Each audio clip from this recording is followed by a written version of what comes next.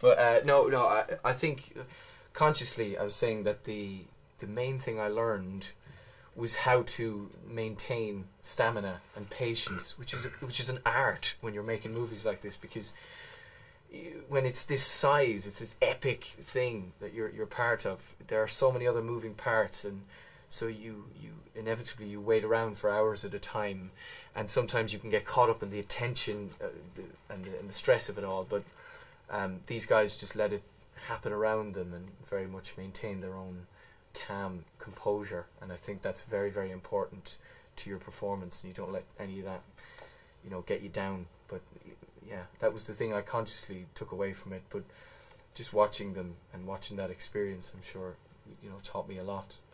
And I'm curious how much preparation went into a big part of the movie is the buddy story between your character and Nic's character, and did you spend a lot of time creating the backstory and kind of developing the rapport between you two, or was it more just kind of off the page?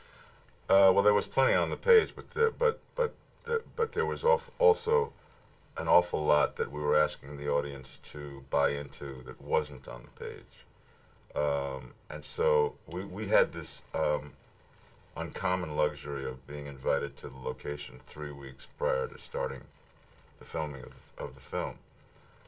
Which was part like the best summer camp you've ever seen, with horseback riding and sword fighting and basket weaving and and knitting, synchronized swimming, boozing, and a couple of things I can't mention. And then these roundtable discussions where we're reading the script, we're talking about what works, what doesn't work. Nic and I felt that it was imperative that we identified the specifics of our history together. The more we knew about who we were to one another, the more would transfer its way, sort of, cosmically into what the audience was experiencing. So that's the luxury, and it was time very well spent, because by the time we got ready to commit to film, we all had a well articulated sensibility about the movie we were all making. And talk to me about a lot of people have a fascination with this time period, the medieval knights, the Crusades. Did you have a previous kind of interest in this time period, and delving into the story, did it make you that much more happy that you were born during this time period? Or? Well, it certainly made me happy that I was born during this time period, because, when you're out in the locations, you suffer the elements quite a bit.